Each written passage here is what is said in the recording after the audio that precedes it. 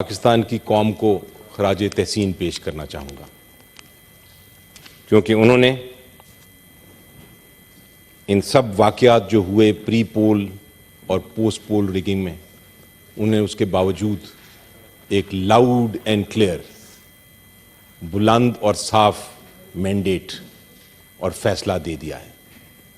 चाहे कोई माने या ना माने, वो फैसला उन्होंने उम्मीद और जमहूरियत के हक में दिया है। कोई माने या ना माने, ये फैसला पीटीआई और इमरान खान साहब के फेवर में दिया है, वाज़े तौर पे दिया है। आप अगर प्री पोल रिगिंग की बात करते हैं और पोस्ट पोल रिगिंग की बात करते हैं, तो लोगों के सामने बड़ी मुश्किलात थीं, लेकिन पाकिस्तान के नौजवानों ने एक इनकलाब ले आए हैं। It is a revolution sir, it is a revolution of hope and in favour of democracy. Pre poll rigging क्या हो रहा था सबको पता है। एक जमात को टारगेट किया गया, लोगों को हरासा किया गया, उनमें खौफ पैदा किया गया इस उम्मीद से कि शायद वो वोट करने नहीं आएंगे। पीटीआई के जो लीडर्स थे उनको अरेस्ट किया गया, सबको मालूम है, कोई छुपी बात नहीं। एक मुकदमे से निकलते थे तो दूसरे मुकदमे में उनको अरेस्ट कर लिया जाता था।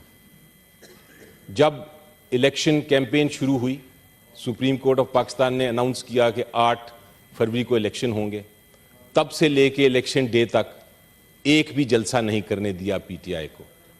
जब पीटीआई के कैंडिडेट्स बाहर निकलने की कोशिश करते थे, लोगों के साथ, अवाम के साथ मुलाकात करने की कोशिश करते थे, तो उनके घरों में रेड्स हो जाते थे, उनको नॉमिनेशन पेपर्स फाइल नहीं करने दिए गए।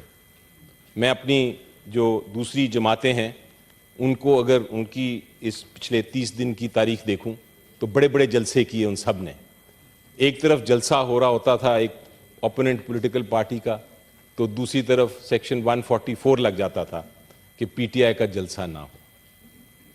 ये थी प्री पोल रिगिंग। और फिर सबसे बड़ा जो जुल्म, सबसे बड़ा जो गुनाह, सबसे बड़ा जो जख्म जमहूरियत को डाला गया, वो इलेक्शन से कुछ देर पहले पीटीआई का सिंबल ले लिया गया। पीटीआई का सिंबल जो लिया गया, उसका मकसद ये था कि लोग कंफ्यूज हो जाए, पब्लिक अवाम जो है पीटीआई को वोट ना कर सके। लेकिन असल में ये अवाम की जो बुनियादी हक था वो उनसे छीना गया।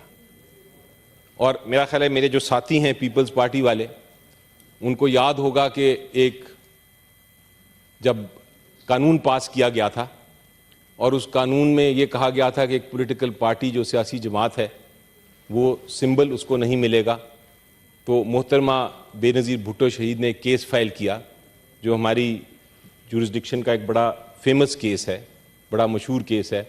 और उसमें पूरा सुप्रीम कोर्ट बैठा, सारे जज साहब बैठे, और उन्होंने कहा कि सिंबल जो है ये किसी सियासी जमात का हक नहीं, ये लोगों का, ये अवाम का एक बुनियादी हक है आर्टिकल 17 के तहत, और ये किसी सूरत में नहीं छीना जा सकता। लेकिन बहरहाल वो छीना गया। सुप्रीम कोर्ट ऑफ पाकिस्तान ने जजमेंट दे दी, 3 मेंबर बेंच बैठा, और उन्होंने वो जो 17 मेंबर बेंच की बेनज़ीर भुट्टो जजमेंट थी उसको जिक्र भी नहीं किया। मेरी नज़र में ये फैसला बिल्कुल गलत है, और अगर किसी ने असल फैसला, दुरुस्त फैसला देखना है तो मैं पेशावर हाई कोर्ट के जो 2 जज साहिबान थे उनके फैसले का जिक्र करूंगा। तो पेशावर हाई कोर्ट के 2 जज साहिबान जो थे, उनको खराज तहसीन हमें पेश करनी चाहिए। उन्होंने सिंपल एक बात की, उन्होंने कहा ये सिंबल जो है ये किसी भी जमात से नहीं लिया जा सकता, पीटीआई छोड़ दें, किसी जमात से नहीं लिया जा सकता, क्योंकि हमारे लोग सिंबल के बेसिस पे वोट करते हैं। इलेक्शन से हफ्ता पहले एक और कोशिश की गई, और वो कोशिश थी कि 3 मुकदमात में इमरान खान साहब को सज़ा दे दी गई, पीटीआई के फाउंडर मेंबर को सज़ा दे दी गई ताकि वो नाअहल हो जाएं और लोग जो हैं वो इतने परेशान हो जाएं कि वो वोट करने ही ना आए। 30 दिन में 3 केसों का फैसला हुआ और ये क्लासिक एग्जाम्पल है, ये क्लासिक मिसाल है मिस ट्रायल की, अनफेयर ट्रायल की। और आज मैं कहूँगा अपने सारे साथियों को कि अगर ये केसेस सेटिसाइड नहीं हुए हाई कोर्ट के ज़रिए तो ये एक जहरीला तीर की तरह हर पॉलिटिशियन के लिए नुकसानदेह होगा। ये केसेस जो हैं, इस तरह के मुकदमे, इस तरह के मिस ट्रायल जिसमें ट्रायल ही ना हो और सज़ा सुना दी जाए, जिसको विच हंट कहा जाता है, ये हर सियासतदान जो है इस मुल्क का वो सफ़र करेगा।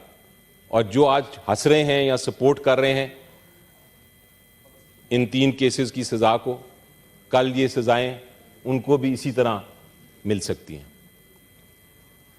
इन केसों में हुआ क्या सर?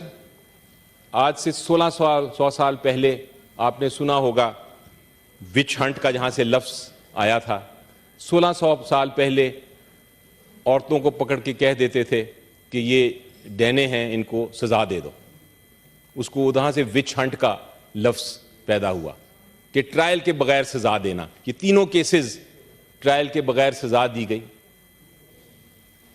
इन केसों में आप सोचें, हम पार्लियामेंट हैं, 18वीं तरमीम के वक्त एक आर्टिकल 10A हमने आइन में लेके आए थे और आर्टिकल 10A ये कहता है कि हर एक को जो क्रिमिनल केस है, हर एक का एक प्रॉपर फेयर ट्रायल के जरिए सुना जाएगा, जिसके अंदर आपको वकील करने का हक भी होता है, आपको जिरा करने का हक भी होता है, आपको अपनी दफा में जो डिफेंस में जो आपकी एविडेंस है, जो शहादतें हैं, वो पेश करने की भी इजाज़त होती है। लेकिन इस केस में क्या हुआ, इन तीनों केसों में, कि इमरान खान साहब के वकीलों को बंद कर दिया गया कमरे में।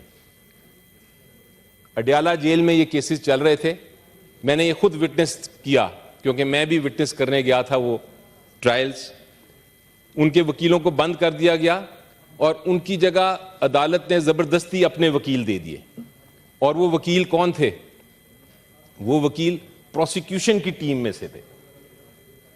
प्रोसिक्यूशन की टीम में से वकील दे दिए उनको, और फिर उनको जिरा करने नहीं दी, उनको शहादत पेश करने नहीं दी, उनके वकीलों को जेल के अंदर से आके ट्रायल में पेश होने की इजाजत नहीं दी गई और सजा हो गई।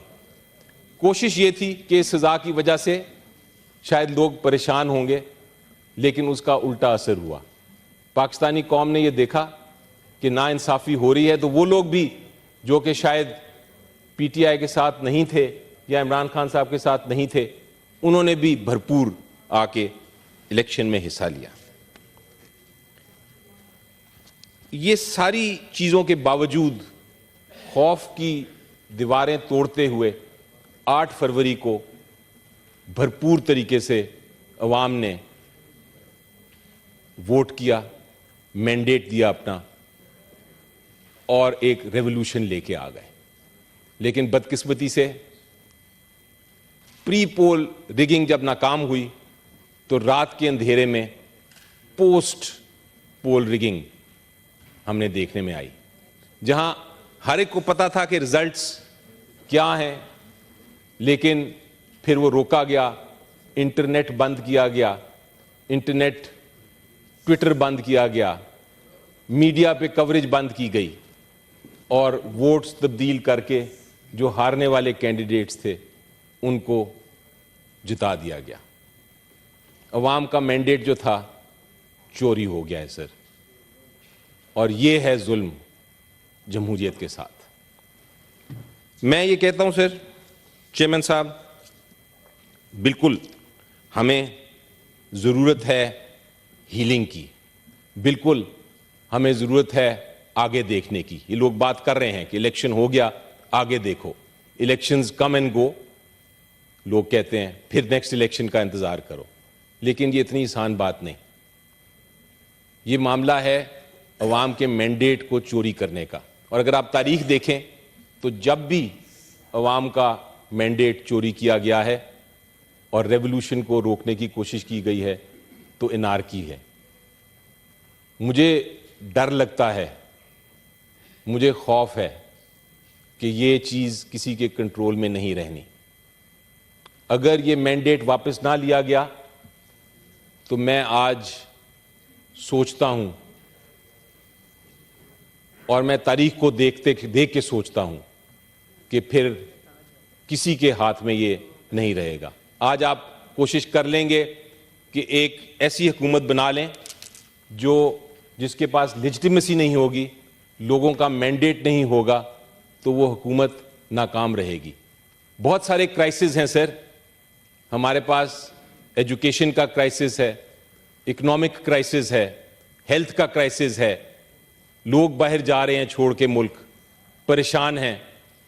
ये सारे क्राइसिस सिर्फ और सिर्फ वो लीडरशिप उनको हल कर सकती है जिनके पीछे अवाम का मैंडेट हो, जिनके पीछे लेजिटिमेसी हो। अगर लेजिटिमेसी नहीं होगी जनाब चेयरमैन, तो ये मामलात हल नहीं हो सकेंगे। क्यों नहीं, मैं कहता हूं क्यों नहीं, जो अवाम ने मैंडेट जिसको दिया है, बनाने दें उसको हुकूमत, आने दें उसको, चलाने दें। उसके पीछे लोगों का इत्मीनान होगा, और अगर ये इत्मीनान नहीं होगा तो सब कुछ फेल हो जाएगा।